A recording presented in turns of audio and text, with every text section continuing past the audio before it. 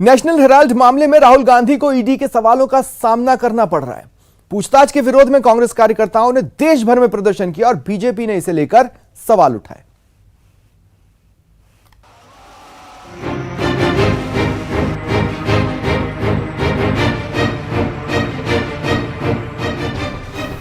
National Herald मामले में कांग्रेस नेता राहुल गांधी ईडी के सामने पेश हुए, जिसमें राहुल को दोपहर के खाने के लिए कुछ समय जरूर दिया गया। एक तरफ राहुल गांधी से पूछताछ हुई तो दूसरी तरफ इस मामले में जमकर राजनीति हुई। कांग्रेस ने राहुल गांधी से ईडी की पूछताछ के विरोध में देश भर में प्रदर्शन किए, जिस पर कई जगहों पर कांग्रेस नेताओं और कार्यकर्ताओं को हिरासत में ले लिया गया। इधर बीजेपी ने इस प्रदर्शन के लिए कांग्रेस पर सवाल खड़े किए हैं। जो जेल से बेल पर हैं, उन्होंने घोषणा की है कि आओ दिल्ली को घेरो, हमारा भ्रष्टाचार पकड़ा गया है, एक इन्वेस्टिगेटिंग एजेंसी पर दबाव डालने के लिए। अगर कुछ छुपाना नहीं है तो डर क्यों है? वास्तविक रूप में देखा जाए तो जो आज कांग्रेस पार्टी कर रही है वो जश्न भ्रष्टाचार है, सेलिब्रेटिंग करप्शन। हालांकि कांग्रेस ने पलटवार करते हुए केंद्र सरकार पर केंद्रीय एजेंसियों के दुरुपयोग के आरोप लगाए और कहा कि विजय सत्य की ही होगी। न झुकेंगे, ना डरेंगे, ना दबेंगे।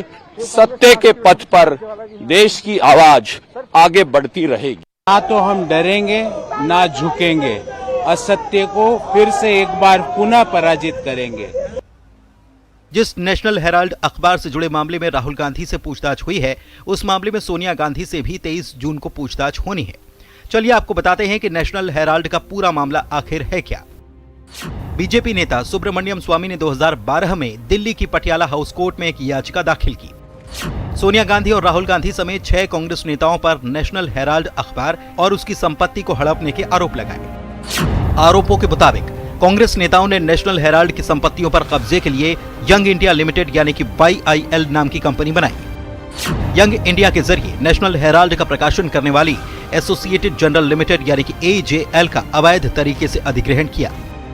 दरअसल कांग्रेस से मिले 90 करोड़ रुपए के कर्ज के बावजूद AJL 2008 में बंद हो गई। 2010 में बनी यंग इंडिया लिमिटेड ने नेशनल हेराल्ड को चलाने वाली AJL का अधिग्रहण कर लिया। इसके बाद कांग्रेस ने AJL के 90 करोड़ रुपए के लोन को YIL को ट्रांसफर कर दिया। कांग्रेस का लोन चुकाने के बदले में AJL ने यंग इंडिया को 9 करोड़ शेयर दिए। 9 करोड़ शेयरों के साथ यंग इंडिया को AJL के 99% शेयर हासिल हो गए।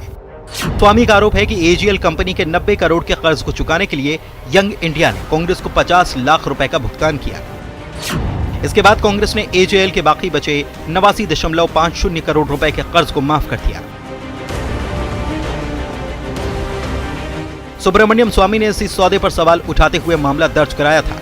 इसमें आरोप लगाया गया कि दिल्ली स्थित हेराल्ड हाउस की इमारत पर यंग इंडिया ने अवैध तरीके से कब्जा किया, जिसकी कीमत 2000 करोड़ रुपए है। Bureau report, news 18 network.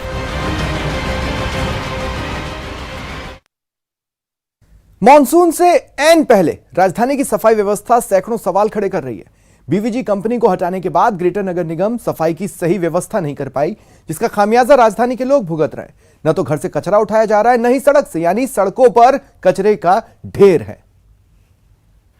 कभी कभी उठता है, कभी नहीं उठाते। शनिवार दितवार तो आता ही नहीं है कोई। और ये रोड पर आना जाना ही मुश्किल हो जाता है। ये रोड पर आ रहा है कचरा। शाम की, सुबह शाम की टाइम ऑफिस टाइम है ना, तो सर ये निकलना मुश्किल हो जाता है ट्रैफिक को। ये राजधानी की सड़कों का हाल है, जहां देखें दूर दूर तक कचरा ही कचरा। दरअसल राजधानी जयपुर में डोर टू डोर कचरा संग्रहण करने वाली कंपनी BVG को ग्रेटर निगम ने काम से हटा तो दिया, लेकिन खुद का इंतजाम नहीं कर पाई।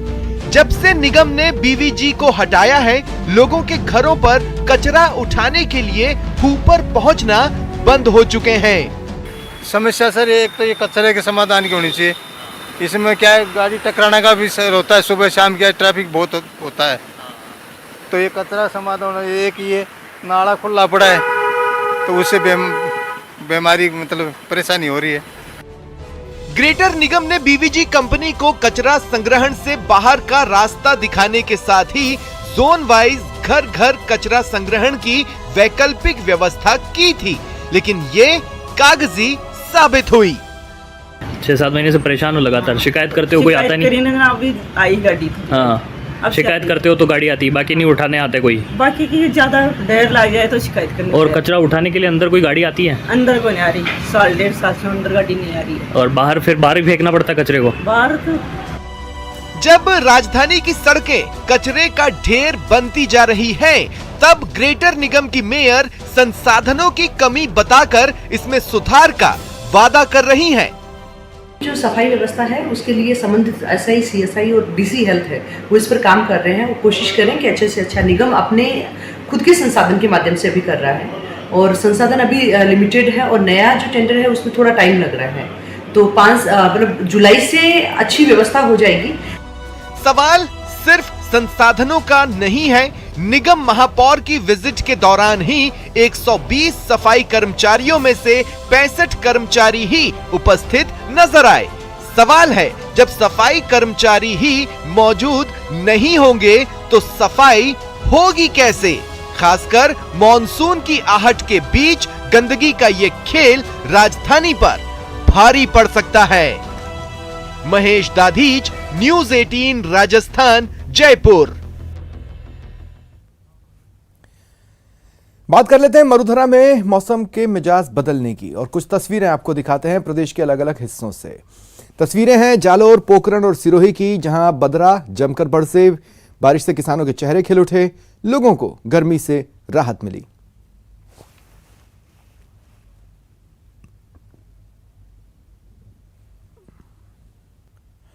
अजमेर के केंद्रीय रिजर्व पुलिस बल संख्या 2 में आज नव आरक्षियों की पासिंग आउट परेड हुई।